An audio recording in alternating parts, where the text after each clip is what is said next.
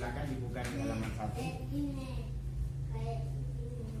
Di bagian cover depan saya tulis doa untuk pengantin ini Bapak Ibu setelah kalian menikah. Boleh juga ini bisa diucapkan mungkin dari orang yang datang, mungkin dari kerabat keluarga, atau mungkin pengantin itu sendiri. Barakallahu laka wa baraka alaika wa jama'a bainakuma fi khair. Nah, kalau bisa ini juga dihafalkan toh. Dari buku saku ini covernya sudah saya kasih doa itu, insya Allah kalau dibaca mudah-mudahan tujuan nikah dari Bapak Ibu menjadi keluarga sakinah mawaddah warahmah. Kemudian menuju ke daftar isi yang kedua, pendahuluan yang A, mengenal perkawinan dan juga empat pilar perkawinan. Perkawinan itu apa toh kan? Mungkin dari Bapak Ibu mungkin bingung, apa sih saya nikah itu apa, kan belum tahu toh. Nah, mungkin dari sini kan biar tahu perkawinan itu adalah ikatan lahir batin yang diatur dalam Undang-Undang Nomor 1 Tahun 1974 antara seorang pria dengan seorang wanita. Jadi ikatannya lahir batin, bukan hanya di jabatan tangan saja, tapi lahir batin dalam hati juga tuh Pak, antara seorang pria dengan seorang wanita sebagai suami istri dengan tujuan membentuk rumah tangga yang bahagia dan kekal berdasarkan ketuhanan yang maha esa. Itu diatur dalam undang-undang. Nah, dari pasal 1 tersebut dapat diambil pengertian bahwa ada 5 hal yang penting terangkum di dalamnya. Yang pertama, nikah itu ikatan lahir dan batin antara seorang pria dan seorang wanita. Kemudian sebagai suami istri. Kemudian sebagai suami istri untuk apa tujuannya? Untuk membentuk keluarga bahagia dan kekal. Atau bahagia dan kekal. Dan yang kelima, berdasarkan ketuhanan yang maha esa. Kenapa di sini maha esa? Karena ini dilingkup dari Undang-Undang Nomor 1 Tahun 1974. Jadi lingkup semuanya. Bukan dikatakan berdasarkan Allah Subhanahu wa taala, tapi berdasarkan ketuhanan yang maha esa, karena yang menganut keseluruhan agama di Indonesia. Kemudian 4 pilar perkawinan. Yang pertama zawaj. Zawaj itu adalah berpasangan. Nah, di sini saya jelaskan sedikit. Suami dan istri sama-sama meyakini bahwa dalam perkawinan keduanya adalah berpasangan. Nah, kan dalam istilah Islam pergaulan dalam perkawinan disebut zawaj. Nah, artinya apa? Suami istri itu laksana sepasang sayap yang bisa membuat seekor burung terbang tinggi untuk hidup dan mencari kehidupan. Keduanya penting untuk saling melengkapi, saling menopang satu sama lain dan saling kerjasama antara pasangan suami istri.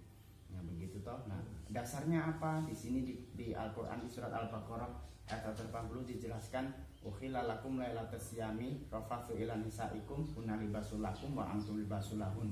Yang terakhir itu bahwasanya mereka adalah pakaian bagimu dan kamu adalah pakaian bagi mereka. Berarti benar-benar saling melengkapi. Yang satu mungkin ada kekurangan, yang pihak suami saling melengkapi. Pihak suami ada kekurangan, pihak istri saling melengkapi. Tidak bisa kita itu saling menuntut untuk sempurna, tidak bisa. Semuanya saling melengkapi. Yang kedua, misakon golidon, itu perjanjian yang kokoh. Suami dan istri sama-sama memegang teguh perkawinan sebagai janji yang kokoh di ikat pertama. Mungkin di sini mungkin nanti sebagai kenangan bahwasanya ketika nanti ada mungkin outfit dari ada pertengkaran sedikit dan kemudian ingat, oh dulu saya di KUA dibimbing seperti ini. Oh ingat, berarti perjanjian perkawinan saya adalah misakon golidon. Itu toh perjanjian yang kuat. Kan dasarnya juga ada di ila ba'din wa akhadna minkum mitsaqan ghalidhan. Dan mereka istri-istrimu telah mengambil perjanjian yang kuat dan ikatan pernikahan dari kamu, maksudnya dari bapak toh. Terus muasyarah bil ma'ruf. Suami dan istri saling memperlakukan pasangannya secara bermartabat. Ikatan perkawinan harus dipelihara dengan cara saling memperlakukan pasangannya dengan cara bermartabat. Tidak boleh saling merendahkan satu sama lain. Misal ada kekurangan dari suami, istri menjelekkan dengan teman-temannya di luar, itu tidak boleh. Begitu juga dengan seorang suami, ketika istri ada kekurangan, seorang suami tidak boleh menjelekkan istrinya di depan teman-temannya. Berarti muasyarah bil ma'ruf, bentuk kata kesalingan, sehingga perilaku yang bermartabat harus bersifat timbal balik antara seorang suami dan istri. Dasarnya wa asyirna bil ma'ruf, dan bergaulah dengan mereka menurut cara yang patut atau baik. Terus yang keempat, musyawarah. Suami dan istri bersama-sama menyelesaikan masalah keluarga melalui musyawarah atau pengelolaan rumah tangga, terutama jika menghadapi persoalan harus diselesaikan dengan cara bersama. Dasarnya juga ada di dalam Al-Quran. Semua perjalanan kehidupan manusia semua diatur dalam Al-Quran, insyaallah. Fa in arada fi shalah antara tim minhuma. Bahkan dalam muamalah antara tim minkum, semua dalam hal-hal itu harus ada istilahnya ridho, saling ridho sama ridho dari kedua pasangan. Terus bab kedua, ini khusus bapak. persiapan awal dalam menikah, bacaan ijab kabul toh. Sebelum mengucapkan ijab dan kabul, alangkah lebih baiknya pengantin pria hendaknya mengucapkan lafaz 2 kalimat syahadat dan juga istighfar memohon ampun kepada Allah Subhanahu wa taala. Kemarin mungkin insyaallah teksnya sudah hafal Pak ya, la ilaha illallah dan juga istighfarnya astagfirullahaladzim, la ilaha illallah wa atubu ilaih. Atau mungkin redaksi lain dari Bapak yang bisa juga tidak apa-apa, yang jelas memohon ampun dan syahadat. Nah, kemudian lafaz ijab kabul nanti ketika disampaikan oleh Pak KUA atau Pak Imam nanti yang menikahkan, ketika dari wali mungkin dari orang tuanya ibu atau calon pengantin putri atau mungkin kakaknya atau siapa, mungkin kan wahai fulan bin fulan, nanti disebut toh fulan itu namanya ibu Nadrah ini, saya nikahkan dan saya kawinkan anak saya atau saudara saya kepada engkau dengan mas kawin titik-titik itu ditulis tersebut, begitu juga boleh, tidak usah disebut mas kawinnya apa toh, kepada engkau dengan mas kawin tersebut tunai karena Allah, begitu juga boleh.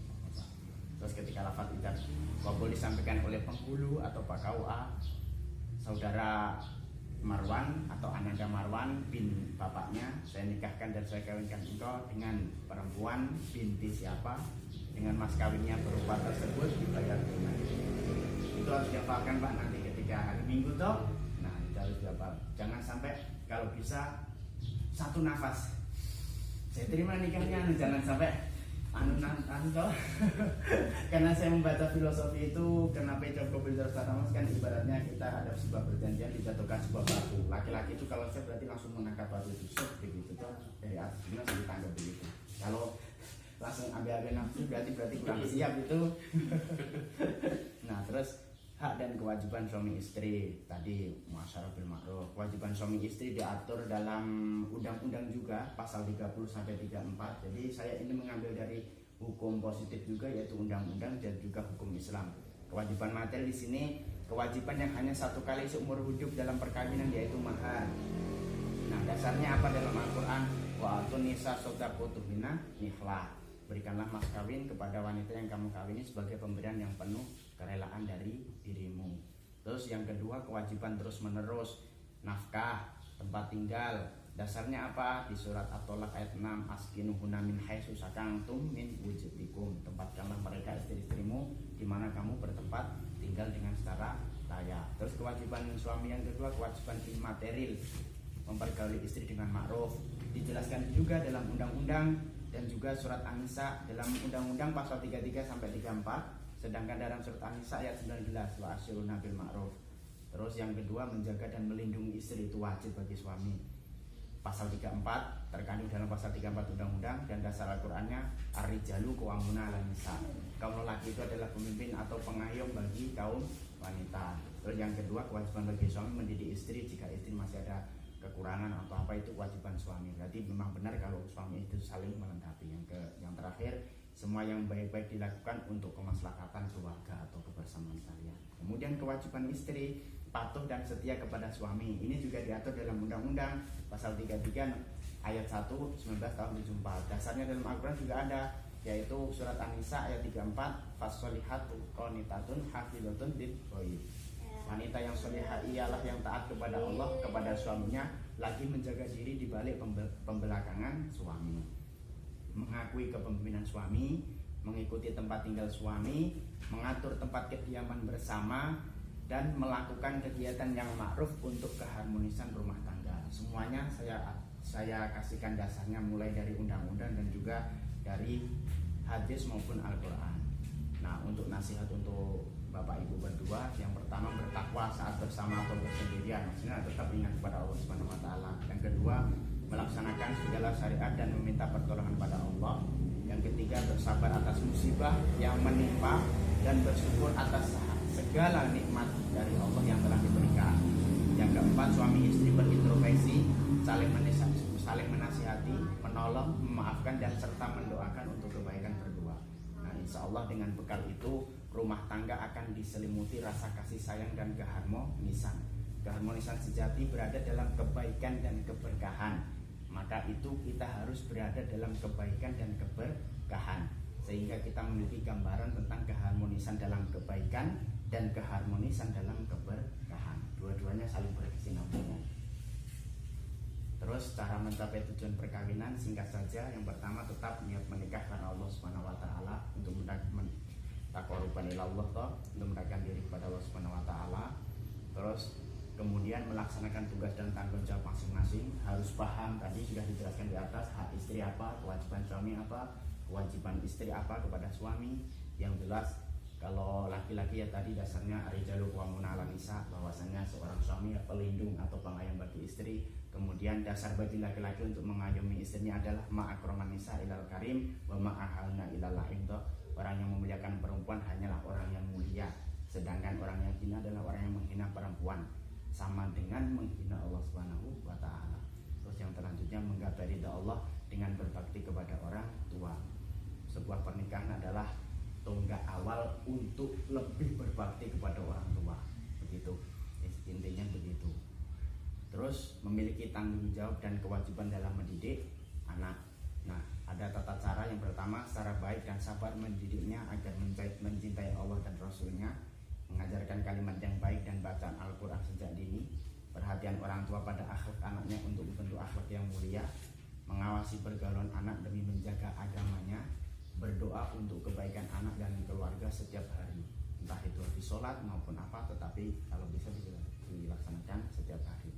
Terus terakhir, pentingnya pencatatan perkawinan sebelum doa-doa. Kalau doa-doa bisa dibaca sendiri nanti di rumah tuh karena itu mungkin doa untuk kalian atau kenapa sih kan menikah itu harus dicatatkan. Nah, mungkin begini, kemarin kan saya WA juga sama Ibu Anto, tanya itu nama walinya, ternyata KTP-nya sudah dikirim ke WA saya. Saya lupa kemarin sama Pak Pangeran tahu ketika mau diinput. Nah, dari sisi hukumnya di sini, kenapa nikah siri itu kan kalau di dalam agama kan sah, gitu? Ada saksi, ada wali, misal sah. Tetapi dari sisi hukumnya tidak ada perlindungan hukum bagi perempuan. Semisal dia melahirkan anak yang pertama itu anak perempuan, bisa nanti anaknya perempuan itu wali nasab karena surat sahnya ketika pernikahan pertama itu sah, ada wali, ada saksi, semuanya sah. Tetapi ketika nanti didaftarkan untuk di KUA ketika anak pertama perempuan itu mau menikah, saksi dan wali dari orang tua yang dulu nikah siri itu harus dihadirkan. Dalam peraturan kombinasi hukum dan undang-undang itu harus ada. Makanya meminimalisir nikah di bawah tangan itu ya gunanya yang dicatatkan ini. Nah, dan dalam KHI kan dijelaskan bahwa nikahnya itu sah, tetapi dalam hukum undang-undang dalam nomor 1 tahun 1974 nikahnya juga sah, tetapi kalau tidak dicatatkan itu sama saja hukum nasabnya dari seorang anak perempuan itu hanya kepada ibunya, tidak kepada bapaknya. Kan begitu, kan kasihan tuh malah. Nah, makanya pentingnya pencatatannya di sini. Tidak ada kepastian hukum bagi status anak. Kemudian tidak ada perlindungan hukum bagi perempuan, tidak ada kepastian hukum bagi istri dan anak dalam harta kewarisan. Kasihan juga nanti toh banyak sekali dari segi hukumnya dampak negatifnya. Kemudian dari sisi ekonomi lah, makanya kan ini nanti bisa kayak gini harus dikasihkan kepada orang tua. Ketika nanti anaknya menikah itu biar kalian juga tahu. Oh, ketika nanti nikah siri dampaknya begini. Kalau bisa jangan dulu lah, gitu toh. Nanti kalau bisa sabar dulu nunggu umur atau apa begitu kan, yang bisa meminimalisir itu keluarga dan anak gitu. Kenapa hal ini harus bisa disampaikan? Dari sisi ekonomi juga tidak mempunyai kekuatan hukum untuk menuntut besarnya ekonomi yang diperlukan antara seorang anak dan seorang istri. Kurang lebih seperti itu. Kemudian yang terakhir tentang doa-doa, langsung buka ya doa-doa itu. Dan Bapak itu insya Allah bisa dibaca di rumah, dihafalkan lebih bagus, ataupun tidak hafal ya istilahnya cuma Al-Fatihah atau Bismillahirrahmanirrahim juga tidak apa-apa. Itu kan doa pengantin kepada dirinya, doa pengantin pria kepada pasangannya. Ya Allah, sesungguhnya aku mohon kepadamu kebaikan dirinya dan kebaikan yang engkau tentukan atas dirinya, dan aku berlindung kepadamu dari kejelekannya dan kejelekan yang engkau tetapkan atas dirinya. Terus ada doa juga sebelum hubungan suami istri, jadi dihafalkan atau dilaksanakan. Doa untuk anak rajin beribadah, Robbi ja'alni muqimas sholati wa min dzurriyyati rabbana wa taqabbal du'a. Terus anak soleh, Robbi habli minas sholihin. Kemudian setelah melaksanakan itu ada niat juga, niat mandi wajib. Dasarnya dari surat Al-Maidah, ketika kita kan idza kuntum ila sholati faghsilu wujuhakum wa wa aydiyakum ilal marafiqi wamsiku bi ru'usikum wa arjulakum ila ka'bain wa in kuntum junuban fatahharu. Ketika kita sedang keadaan junub maka mandilah atau mandi besar. Kan itu ada niat juga mandi junub setelah melakukan hubungan suami istri, kemudian bawahnya untuk haid, bawahnya lagi untuk ketika nanti nifas. Kemudian tata cara mandi besar kurang lebih seperti itu. Itu masih banyak kekurangan karena redaksinya banyak, tetapi saya hanya mengambil satu referensi. Insya Allah wallahu a'lam bishawab, semuanya kembali kepada Allah Subhanahu wa taala. Mungkin terakhir itu dari saya Bapak Ibu, kemudian nanti kami hanya meminta testimoni itu saja, supaya istilahnya ya kata-kata apalah begitu, ini nanti bisa dibawa pulang gratis. Begitu saja, nanti berdiri sama saya Pak Pangeran tuh di sini atau duduk di sini atau berdiri di situ siapa, nanti videonya biar nanti pakai tripod ini saja. Terima kasih Bapak Ibu. Mohon maaf sekali mengganggu waktu karena ini juga tanggung jawab kami untuk melaksanakan proses dalam pengantin toh sebagai nanti sebelum pernikahan. Terima kasih telah meluangkan waktunya untuk datang ke KUA. Begitu saja Rahim. Nikah bisa dibuka, Mas calon suami istri Mas siapa namanya? Mas Wiro dan juga Mbak Niken. Terima kasih telah menyempatkan waktunya untuk datang di kantor urusan agama Kecamatan Rantai Angin untuk melaksanakan bimbingan kursus nikah atau kursus calon pengantin. Nah, di sini dari KUA Kecamatan Rantai Angin membuat buku saku kursus nikah untuk jadi pegangan kalian berdua nanti untuk membina tata rumah tangga. Buku ini setidaknya tidak memuat seluruh aspek kehidupan manusia, tetapi setidaknya sedikit demi sedikit insya Allah ilmu yang disampaikan dalam buku ini semoga bermanfaat bagi kehidupan dari berdua teman-teman. Nah, buku ini dibuat di bawah pimpinan mentor kami Bapak Argaling dan juga staf kami Bapak Pangeran. Coba bisa dibuka mungkin pada halaman pertama pendahuluan. Mungkin kita tahu toh kalian menikah, kalau ditanya nikah itu apa, mungkin kalian bingung jawabnya toh. Cuma mungkin ikatan suami istri, mungkin kan bingung.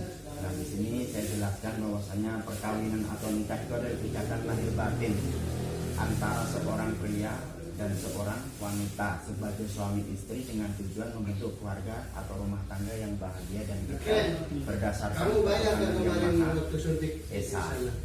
Itu toh 15.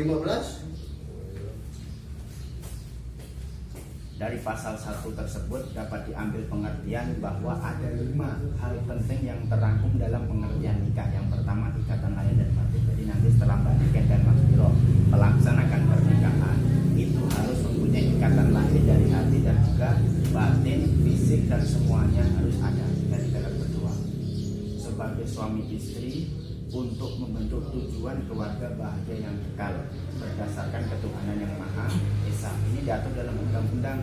Kalau KHI mengatur bahwasanya pernikahan itu adalah ikatan lahir batin antara seorang wanita atau seorang pria dengan seorang wanita untuk menjadi keluarga yang sakinah mawaddah warahmah. Gitu.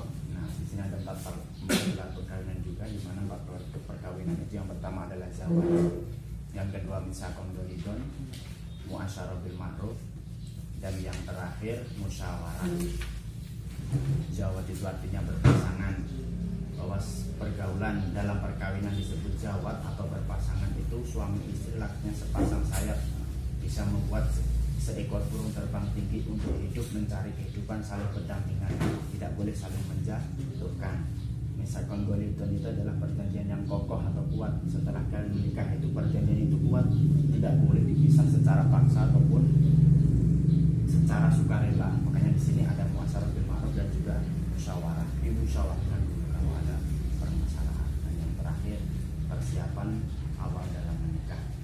Nah, untuk Mas Wiro nanti sebelum acara ijab kabul dimulai nanti kalau bisa ya mengucapkan syahadat dulu. Coba baca syahadat dulu.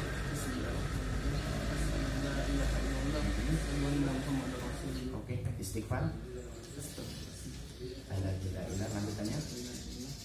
Alhamdulillah ilaha illa wal hayyul qayyum wa atubu ilaih. Alhamdulillah illallah. Gak bisa berarti sampai astagfirullah, enggak apa-apa. Astagfirullahaladzim 3 kali, astagfirullahaladzim, astagfirullahaladzim.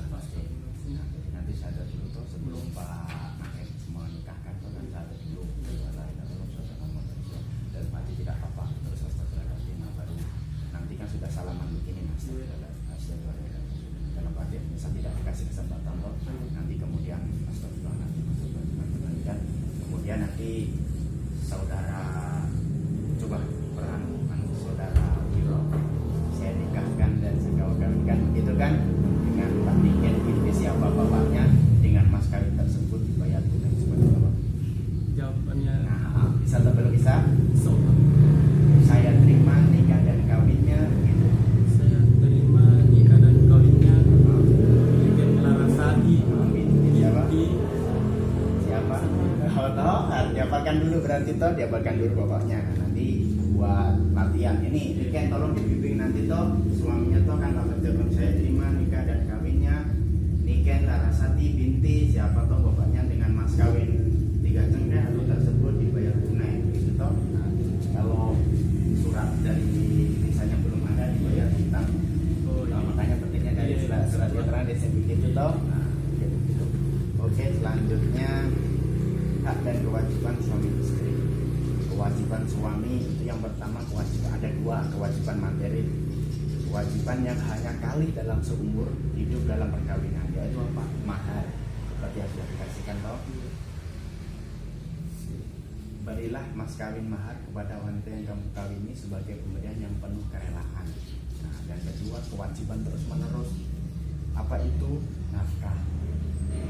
Jadi sebagai seorang suami itu harus mempunyai kerelaan atau memberikan nafkah kepada istri. Tempat tinggal itu bisa dimusyawarahkan, tapi itu kembali lagi ke awal. Semua bisa dimusyawarahkan, jangan sampai ada pertentangan. Nah, kemudian kewajiban immaterial mempergauli istri dengan cara yang ma'ruf, dengan cara yang baik. Toh, menjaga dan melindungi istri tugas suami, mendidik istri. Semua yang baik-baik dilakukan untuk kemaslahatan keluarga.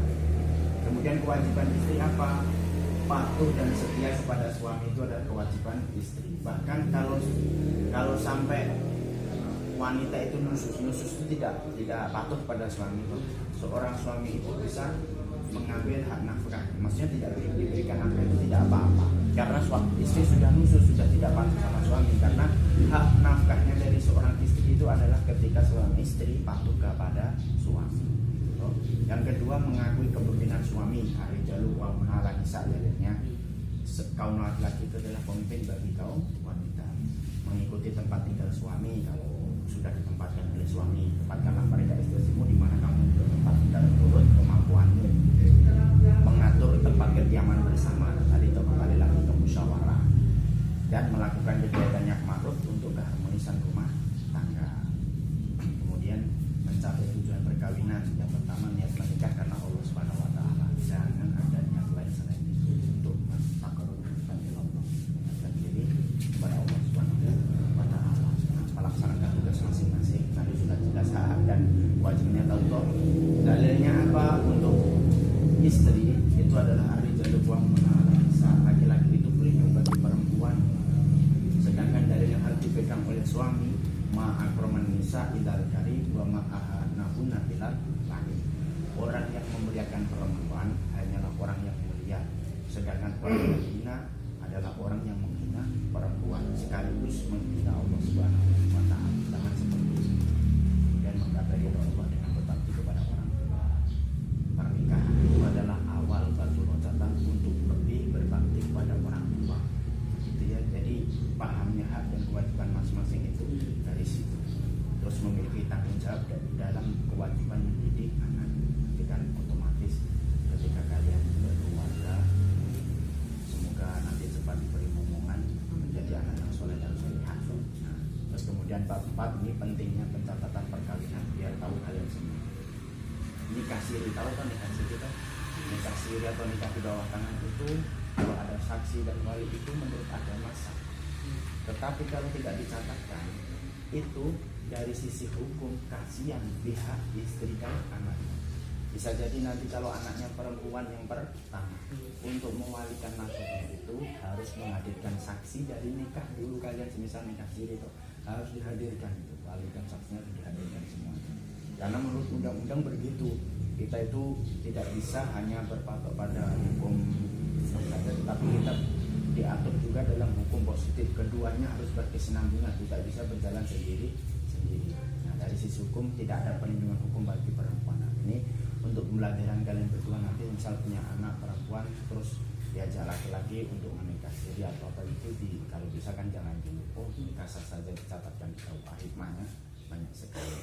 Tidak ada kepastian hukum bagi status anak. Nah, itu toh kalau tidak ada kepastian hukum itu nasabnya hanya kepada ibunya sesuai dengan kompilasi hukum Islam toh, itu kasihan dari anaknya. Nah, urgensi pentingnya pencatatan perkawinan itu apa? Yaitu berfungsi sebagai tertib administrasi dan perlindungan hukum bagi warga yang melaksanakan perkawinan. Jadi nanti ada akta otentiknya yang didasarkan landasan sebuah hukum. Kemudian dibuka dalam bab 5 doa pengantin kepada dirinya. Ini yang pertama, doa seorang suami kepada pasangannya, Allahumma inna nas'aluka khairal wa ma jabataha wa min syarriha wa syarri ma jabataha. Ya Allah, sesungguhnya aku mohon kepadamu kebaikan dunia dan kebaikan yang engkau tentukan atas dirinya, dan aku berlindung kepadamu dari kejelekan dan kejelekan yang engkau tetapkan atas dirinya. Dibaca berdua itu bermakna. Kemudian doa sebelum berhubungan suami istri. Jadi ketika kalian tidak berdoa itu setan itu bisa ikut campur itu. Makanya supaya untuk setan tidak mengganggu atau supaya kalian bisa menjadi istilahnya bisa mengambil hikmah dari nanti toh kalian macam ini supaya diberikan anak soleh yang berdoa. Doanya di situ Allah masih di syaitan maksud anak atau maksud nama saya ubah saja. Kalian nanti dibaca berdua. Tolong diingatkan ini demikian dan juga masuk roto. Kemudian bawahnya doa untuk anak, meminta anak supaya rajin beribadah, Rabbi ja'alni muqima sholati wa min dzurriyyati rabbana wa taqabbal du'a. Ya Allah ya Tuhanku, jadikanlah aku dan anak cucuku orang yang tetap mendirikan sholat. Perkenankanlah doa ini doa Nabi Ibrahim. Kemudian doa menjadi anak soleh, Rabbi habli minas sholihin, supaya nanti dikatakan menjadi anak yang soleh. Kalian sudah sudah selesai. Tugasnya apa? Harus tahu mandi besar, mandi wajib. Kalau kalian sudah berhubungan tapi kok tidak mandi besar, berarti nanti kalian sholat kalian tidak sah. Dasarnya apa? Dalam surat Al-Maidah ayat 6. Wa in kuntum junuban fatahharu. Jika kalian dalam keadaan junub maka mandilah. Ini ada niatnya mandi junub. Nawaitul ghusla li rafil hadasi akbari minal jinabati fardhulillahi ta'ala. Jadi sebelum mandi diniatkan dahulu. Dan ini untuk Mbak Niken ketika nanti haid atau nifas, redaksinya diganti minal haidi. Kalau di atas tadi kan minal jinabati, yang bawah diganti minal haidi, terus kalau nifas minal nifasi. Tata caranya sudah saya sampaikan di situ. Itu hanya referensi redaksi dari satu referensi, tapi setidaknya insya Allah sudah membantu bagaimana nanti tata cara untuk melaksanakan mandi wajib. Harus berdua. Itu wajib itu setelah melaksanakan itu. Kalau tidak berarti sholatnya tidak sah karena tidak. Kemudian ketika bersenggama nanti ketika mau melakukan hubungan suami istri, ikhlasannya mencari pahala dari Allah, jangan karena nafsu, tapi karena niatnya kepada Allah Subhanahu wa Ta'ala. Pengantin tidak hanya meletakkan tangan kanan pada umur istrinya seraya mendoakan kebaikan pada istrinya. Terserah mau pakai bahasa sini, mau pakai bahasa desa, mau pakai bahasa Arab, terserah. Yang penting dimanja-manja dulu, jangan langsung mengerjakan sholat sunnah doa 2 rakaat bersama istrinya itu lebih bagus. Bersama hajat atau bersama dengan jaga kebaikan. Membaca doa tadi, doanya tadi itu menyentuhi istri di kemaluannya, haram menyentuhi istri di dubur dan ketika yang sedang haid atau nifas, haram itu. Istri hendaknya tidak menolak ajakan suami. Dan yang ke-8, haram hukumnya menyebarkan rahasia saat berhubungan suami istri kepada orang lain. Jadi nanti Mbak Niken tidak boleh menyebarkan rahasianya kepada teman-temannya, begitu juga Mas Yoro tidak boleh menyebarkan kepada teman. Nah, ini alhamdulillah sedikit, semoga bisa membantu dalam ini. Isinya sedikit tetapi hak dan kewajiban istrinya kalau bisa dipahami, urgensi hikmahnya apa, insya Allah kalian bisa memahami hak dan kewajiban masing-masing sebagai calon suami istri. Semoga saya doakan menjadi keluarga yang sakinah mawaddah warahmah, lancar acaranya sampai nanti dipunyai anak yang soleh dan solehah. Ibu satu pengantin toh. Buku ini kami masih menyadari masih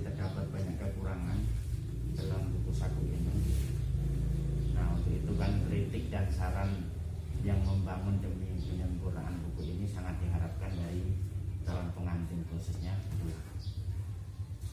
Di sini Mbak siapa? Tapi Rizka. Terus Mas siapa? Anjus. Mas Anjus. Sebelum santai saja, tidak usah kita tidak dikasih soal-soal nanti jawabannya menentukan pernikahan, tidak. Ini hanya sebagai bentuk apa ya, supaya mengetahui sedikit tentang saya nikah itu, pengertian nikah itu apa loh sebenarnya. Apakah cuma hanya nikah saja, terus ditanya kalian pengertian perkawinan itu apa, begitu kan, kalau tidak tahu kan juga. Nah, di sini saya mengambil dari pengertian dari Undang-Undang Nomor 1 Tahun 1974 sekaligus yang mengatur tentang pelaksanaan perkawinan atau aturan perkawinan, yang di situ menghapus semua aturan perkawinan yang lebih dahulu atau sepanjang telah diatur dalam Undang-Undang Nomor 1 Tahun 1974 tersebut. Jadi nikah di Indonesia itu ada dasar hukumnya, ada undang-undangnya. Nah, dari pasal 1 tersebut kan dijelaskan bahwa perkawinan itu adalah ikatan lahir batin antara seorang pria dengan seorang wanita, khususnya Mbak Rizka dan juga Mas Anjas tadi, Mas Anjas, sebagai suami istri dengan tujuan membentuk keluarga atau rumah tangga yang bahagia, kekal berdasarkan ketuhanan yang Maha Esa.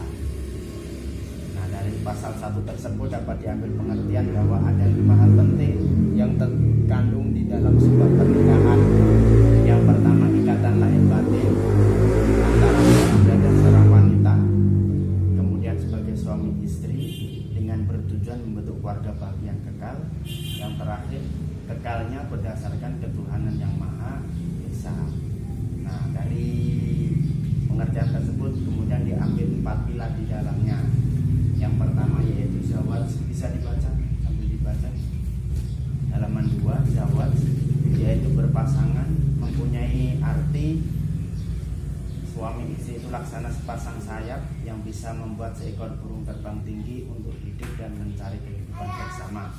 Keduanya penting untuk saling melengkapi, saling menopang satu sama lain, dan saling kerjasama antara suami istri. Dasarnya mukila lakum lakas jamir rokau ilan seilah unali basulakum wa basulahun. Mereka adalah pakaian bagimu dan kamu adalah pakaian bagi mereka. Yang kedua, misakon walidon, perjanjian yang kokoh. Setelah kalian ijab kabul itu perjanjian yang kokoh, tidak boleh sembarangan diputus atau dipotong talinya, kata tersebut. Yang ketiga, muasyarahul ma'ruf, suami dan istri saling memperlakukan pasangan secara bermartabat, tidak boleh menjelekkan satu sama lain. Dasarnya wa asyuna bil ma'ruf fa in karituhuna fa asa an takrahu syai'an wa yaj'alahu fihi khairan katsiran. Yang keempat, musyawarah. Suami dan istri bersama-sama menyelesaikan masalah keluarga melalui musyawarah. Semua harus dimusyawarahkan. Musyawarah adalah cara yang sehat untuk berkomunikasi, meminta masukan, menghormati pandangan pasangan, dan mengambil keputusan yang terbaik karena keduanya bisa saling ridho satu sama lain. Kemudian persiapan awal dalam menikah, khususnya untuk Mas Anjus, sebelum ijab kabul dilaksanakan, yang pertama diucap syahadat dulu. Coba mengucapkan syahadat dulu. Terus istighfar.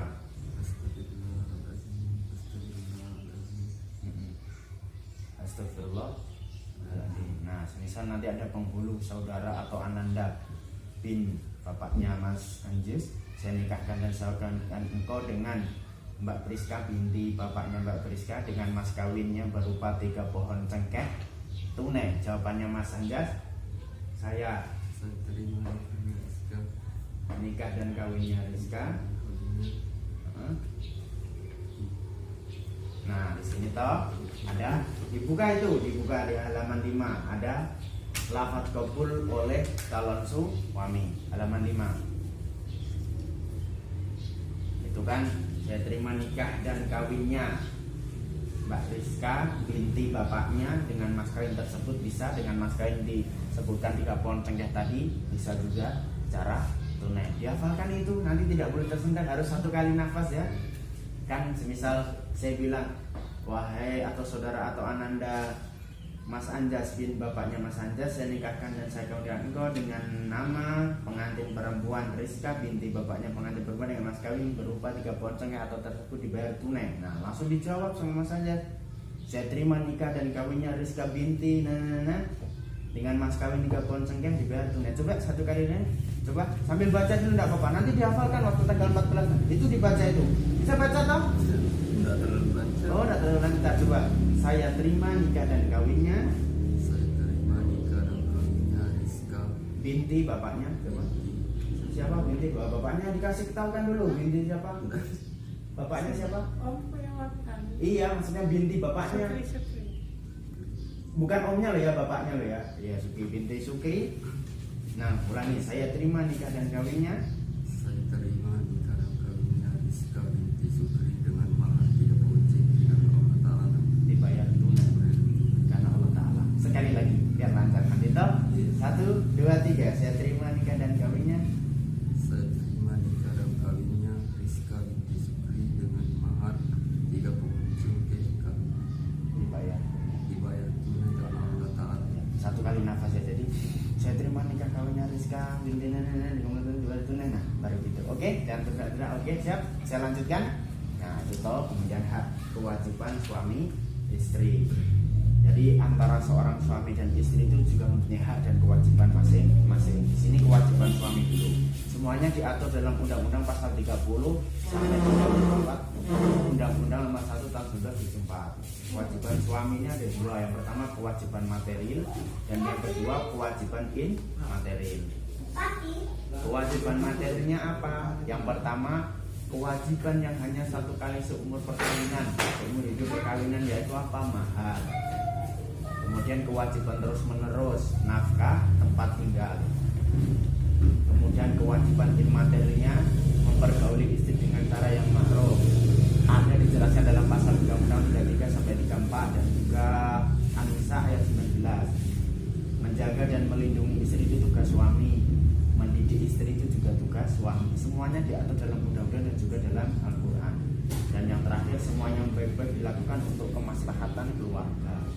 Kemudian kewajiban istri juga punya kewajiban kepada suami. Apa kewajibannya? Patuh dan setia kepada suami. Diatur juga dalam pasal 33 Undang-Undang. Dasarnya dalam surat An-Nisa ayat 34. Kemudian mengakui kepemimpinan suami, mengikuti tempat tinggal suami. Hal ini kembali lagi bisa dimusyawarahkan. Mengatur tempat kediaman bersama dan melakukan kegiatan yang ma'ruf untuk keharmonisan rumah tangga. Nah, untuk nasihat untuk berdua apa? Bertakwa saat bersama atau dalam keadaan sendiri. Melaksanakan segala syariat dan meminta pertolongan kepada Allah. Bersabar atas musibah yang menimpa dan selalu bersyukur atas segala nikmatnya. Suami istri selalu berintrospeksi, saling menasehati, memaafkan serta mendoakan. Kemudian yang ketiga, cara mencapai tujuan perkawinan di sini niat menikah karena Allah. Jangan niat menikah karena harta, kecantikan atau apa sebagainya.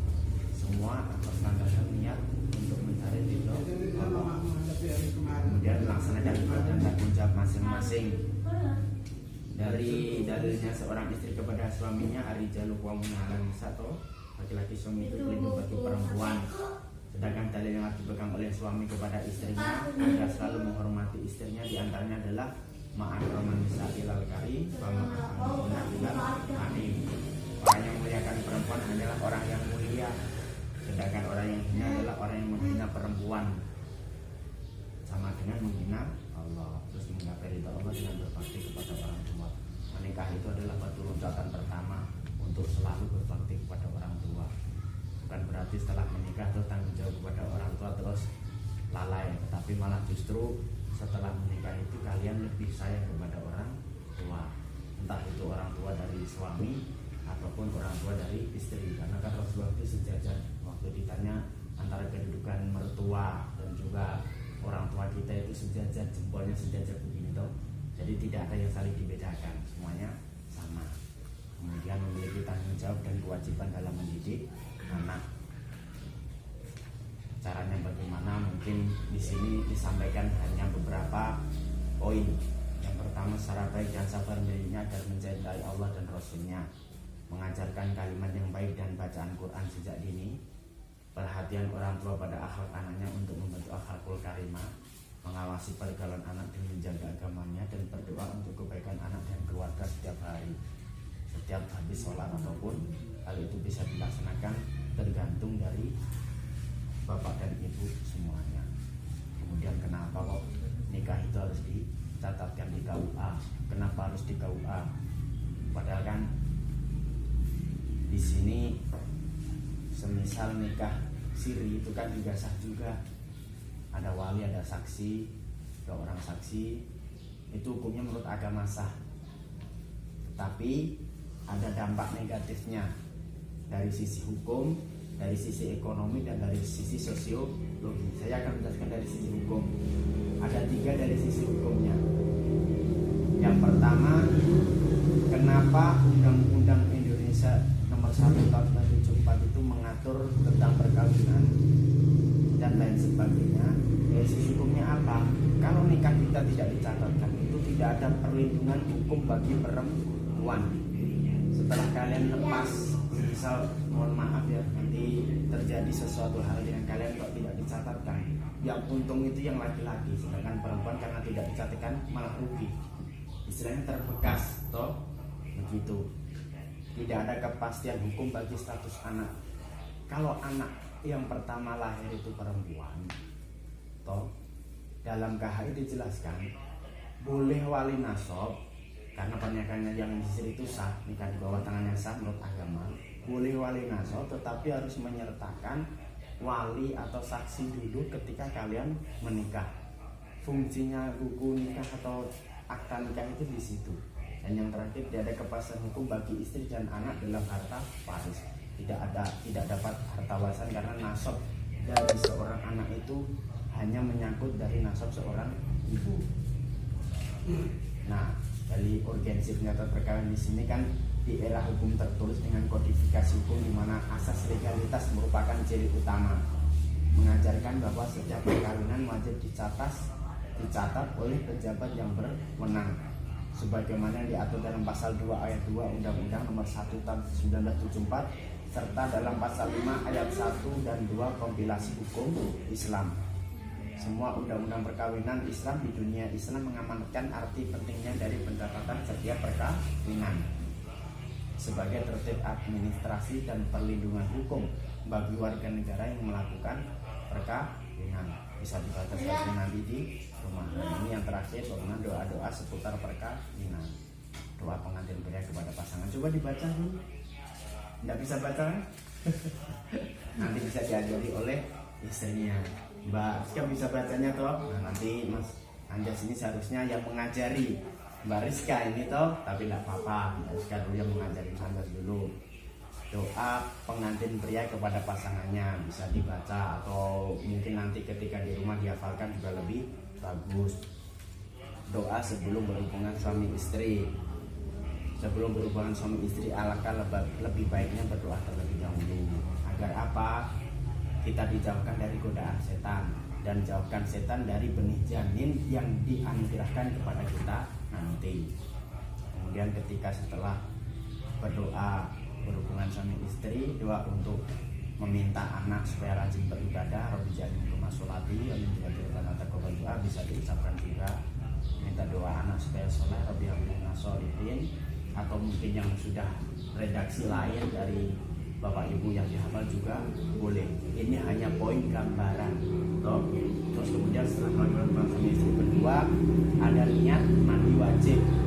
Kalau kalian tidak mandi wajib, nanti selanjutnya sholatnya juga tidak diterima toh. Makanya ada niat mandi wajib. Ada dasarnya juga, batal mandi ayat 6. Dan di situ ada dijelaskan niat mandi wajib mulai dari nawaitul ghusla sakti lagi nabati fardhu lillahi ta'ala ila akhir itu. Artinya di situ juga ada khusus Mbak Rizka jika ketika haid redaksinya diganti, itu juga ada minah haidi. Untuk nifas juga ada. Dan kemudian tata cara mandi besar. Sebab mandi besar ada junub, antara lain keluar mani dan sebagainya, itu bisa dipelajari di rumah sendiri lewat buku ini toh. Dan yang terakhir mungkin itu saja, karena ini semua sudah terangkum sedikit di sini, bisa dipelajari di